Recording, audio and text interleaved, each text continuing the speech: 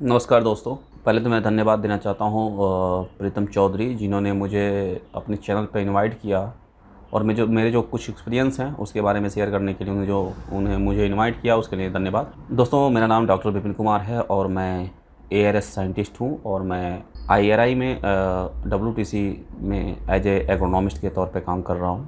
तो और मैंने मास्टर और पीएचडी बोथ जो है मैंने आईआरआई से ही कर रखी है। तो इन्होंने कुछ क्वेश्चन हमसे पूछे हैं सर कि अगर कोई लड़का एआरएस करना चाहता है तो उसको कैसे, उसकी जर्नी कैसे रहेगी। तो दोस्तों, जैसे सबको पता होगा और अगर आप लोगों को नहीं भी पता है तो मैं बता दूं, एआरएस एक ऐसा एग्ज़ाम है जिसके लिए अभी जो है पीएचडी डिग्री कंपल्सरी कर दी गई है 2021 से। इससे पहले मास्टर डिग्री पे होता था। जैसे मेरे टाइम पे master degree minimum eligibility criteria था, लेकिन अभी तो है पीएचडी कर दिया गया है। तो अगर आप लोगों में से कोई एआरएस बनना चाहता है तो आपको एआरएस बनने के लिए पहले तो हायर स्टडी करना पड़ेगा और आपको बीएससी, फिर एमएससी, फिर पीएचडी, ये रिक्वायरमेंट है इसके लिए। तो दोस्तों, ये एग्ज़ाम जो है ऑल इंडिया बेस पे कराई जाती है, नेशनल एग्ज़ाम है और इसको जो कराती है एएसआरबी कराती है। पहले यूपीएससी कराया करती थी, लेकिन अभी खुद अपना एक अलग बॉडी जो है आईसीआर ने बना रखा है, जिसको एग्रीकल्चरल साइंटिस्ट रिक्रूटमेंट बोर्ड बोलते हैं। तो वो खुद इसका एग्ज़ाम लेती है और इस जॉब को पाने के लिए आपको पहले प्री देना पड़ता है, फिर इसमें मेंस होते हैं और उसके बाद इंटरव्यू होता है। तो इसकी फुल डिटेल अगर आप लोग मुझे जानते होंगे, और मेरा भी जो चैनल है उस पर मैंने बहुत से इसके रिलेटेड वीडियोस बना रखे हैं। तो ये पॉसिबल नहीं है कि हर सब्जेक्ट का अलग अलग और यहाँ पर इस टाइम पे अचानक सबको बताया जा सके।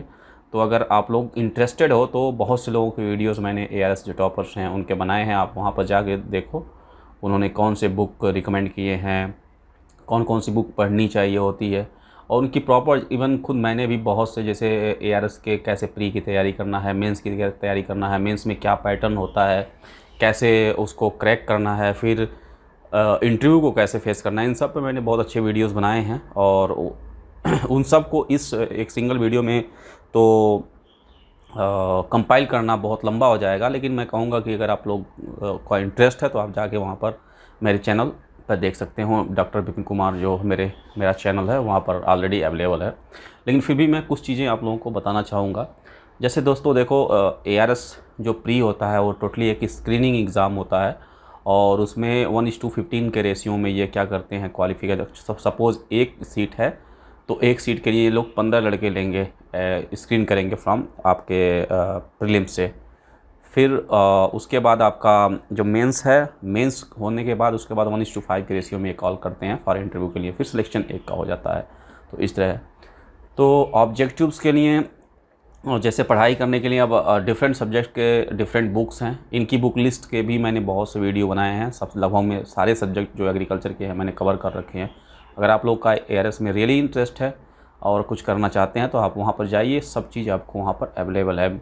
मेरी यही आप लोगों का स्पेशल सजेशन है कि क्योंकि ये एआरएस क्या है, थोड़ा आपको टाइम टेकिंग प्रोसेस है। टाइम टेकिंग मीन्स आपको एमएससी करना पड़ेगा और पीएचडी करना पड़ेगा। तो मेरा सजेशन ये होगा कि आप लोग जो भी अगर बीएससी में है, अगर बीएससी में से ही चाहते हैं आप लोग एआरएस में मुझे इंटर करना है, तो मैं आप लोगों को सजेस्ट करूँगा कि आप लोग पहले जेआरएफ को क्वालिफाई करो। जेआरएफ के थ्रू जब जाओगे तो एक अच्छा इंस्टीट्यूशन आपको मिलेगा और अच्छा इंस्टीट्यूशन मिलने के साथ साथ आपको स्टाइपेंड मिलेगा, पैसे मिलेंगे, जिससे कि आप अपने फैमिली के ऊपर you will be not as a burden.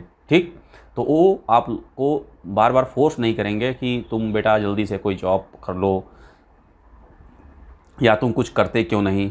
ठीक है, क्योंकि ये जनरल क्वेश्चन होता है, क्योंकि हम लंबी जब पढ़ाई करते हैं तो फैमिली का एक प्रेशर आता है। क्योंकि इंडिया में ऐसा नहीं है कि बहुत से लोग अभी जो एग्रीकल्चर सेक्टर में आते हैं बिलो मीडियम क्लास फैमिली से आते हैं, तो लंबे टाइम तक बीए कर पाना एक बहुत टफ टास्क होता है।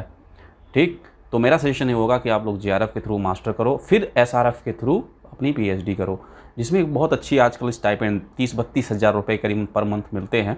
और एक अपने आप में एक छोटी अमाउंट नहीं है, बहुत बड़ी अमाउंट है और आप अगर चाहोगे तो पढ़ाई भी कर लोगे और साथ साथ में जैसे अपने फैमिली को सपोर्ट भी कर सकते हो। तो कोई आपको फोर्स नहीं करेगा और इसी के साथ जब आप कंप्लीट करते हो तो तब आप एआरएस के लिए अगर वैकेंसी आती है उस साल तो कंप्लीट करने के बाद आपको देना होगा। तो मेरा सजेशन, एक स्पेशल सजेशन होगा कि आप अगर रियली में ARS के इंटरेस्टेड हो तो आप हायर एजुकेशन में जाओ थ्रू JRF SRF के थ्रू, ठीक। नहीं तो आप बहुत अच्छे फैमिली से हो, अगर आपकी फैमिली सपोर्ट कर सकती है तो you can go also through the other, जैसे नॉन फेलोशिप के यूनिवर्सिटीज़ हैं जहाँ पर आप पढ़ाई करते हो। क्योंकि नो डाउट यार, प्रैक्टिकली क्या होता है कि मैं बता दूं कि बहुत मुश्किल हो जाता है पैसा MSc और PhD तक का सपोर्ट कर पाना। तो बहुत सी फैमिली होती हैं, मैं उन फैमिलियों के लिए बोल रहा हूँ जिनकी फैमिली बहुत कमज़ोर है। जैसे हम लोग, खुद मैं अपनी बात करूँ तो अगर मैं JRF और SRF ना निकाली होती तो शायद मैं ARS नहीं बन पाया होता। तो this is the one of the कह सकते हैं कि bitter truth of the agrarian society, जो भी फैमिली से आते हैं स्टूडेंट लोग, उनकी ये होती है। और मेंस जो होता है, मेंस में मैं बता दूं 66 क्वेश्चंस आते हैं और 66 टोटली कंपलसरी होते हैं। उनमें 40 क्वेश्चन जो होते हैं 2 मार्क्स के होते हैं। तो ये जो 2 मार्क्स के क्वेश्चन होते हैं ये बहुत ही क्रूशियल होते हैं। आप अगर कर दोगे तो मैथमेटिक्स की तरह नंबर मिलेंगे। अगर आपने 40 के 40 सही कर दिए तो 80 नंबर आपको मिल जाएंगे, ठीक। तो ये आपकी रैंक डिसाइड करने में बहुत ही हेल्प कर देती है। उसके बाद 20 क्वेश्चन जो होते हैं 5 मार्क्स के होते हैं, वो आपको 2 पैराग्राफ से ज़्यादा नहीं लिखना होता है और टू दी पॉइंट लिखना होता है, एक्सेस कुछ नहीं लिखना होता है। वहाँ भी आपके स्कोर करने के बहुत चांसेज होते हैं। 6 क्वेश्चन जो होते हैं वो आपके डिस्क्रिप्टिव होते हैं और 10 नंबर के होते हैं। उसमें क्या है, थोड़ा एस्से टाइप के आपके चांस दिए जाते हैं, जिसमें कि आप एस्से टाइप लिख सको और टैबुलेशन में दे के पिक्चर, फिगर, एग्जाम्पल के साथ आपको किसी के बारे में आंसर करना होता है। तो ये है। फाइनली आपका जब इंटरव्यू के लिए कॉल होते हो तो दोस्तों देखो, इंटरव्यू क्या है, एक फॉर्मल कम्युनिकेशन है। इनफॉर्मल कम्युनिकेशन, जैसे हम कभी मिलते हैं किसी से बात करते हैं तो एक इनफॉर्मल कम्युनिकेशन होता है। लेकिन जब वही हम किसी पैनल के सामने बैठते हैं और पैनल हमसे क्वेश्चन पूछता है तो वो एक फॉर्मल कम्युनिकेशन होता है। तो तो डरिए मत, एक फॉर्मल कम्युनिकेशन का मतलब ये है कि आपने जो पढ़ा, जो किया, उसी के बारे में पूछा जाएगा। तो हड़बड़ाने की कोई ज़रूरत नहीं होती है। और ये भी याद रखिएगा कि इंटरव्यू में कभी भी ये नहीं है कि इंटरव्यूअर इंटरव्यू से, जो इंटरव्यू देने आया है उससे 100% उम्मीद करता नहीं। आप जितना भी बताओ बहुत कॉन्फिडेंस के साथ बताओ और बढ़िया से बताओ। अगर नहीं आता है तो गोल मोल घुमा के उसको आंसर देने की कोशिश मत करना। आपके ARS में क्वेश्चन कहाँ से पूछे जाते हैं, आपने कैसा रिसर्च किया है, रिसर्च में टॉपिक क्या होते हैं, कैसे पब्लिकेशंस कर रखे हैं, और जनरल एग्रीकल्चर अभी इस टाइम पे, करंट टाइम में क्या हो रही है, हैपेंड हो रही है, उसके बारे में ये लोग पूछ देते हैं, ठीक। तो ऐसा कुछ नहीं है कि रॉकेट साइंस पूछी जाती है। आप जो पढ़ के आए हो उसी के बारे में, जो करके आए हो उसी के बारे में। जैसे कोई मान लो आपने नाइट्रोजन एस्टिमेशन किया है तो नाइट्रोजन एस्टिमेशन क्यों ज़रूरी है, क्या केमिकल डालते हो, ठीक, इसका क्या यूज़ है, इन सब चीज़ों में घुमा फिरा के ऐसे क्वेश्चन लॉजिकल पूछे जा सकते हैं। तो मेरा मानना होगा कि ये सब जो भी मैं एक तरह से थोड़ा बहुत आपको ग्लिम्स दिया, उम्मीद करूँगा ये मोटिवेट करेगा। और वंस अगेन प्रीतमणि को मैं थैंक्स बोलना चाहूँगा जिन्होंने मुझे यहाँ इनवाइट किया और अपने चैनल पर चांस दिया कि आप लोगों से इंटरेक्ट हो सकूँ। इसी के साथ all the best and thank you प्रीतमणि।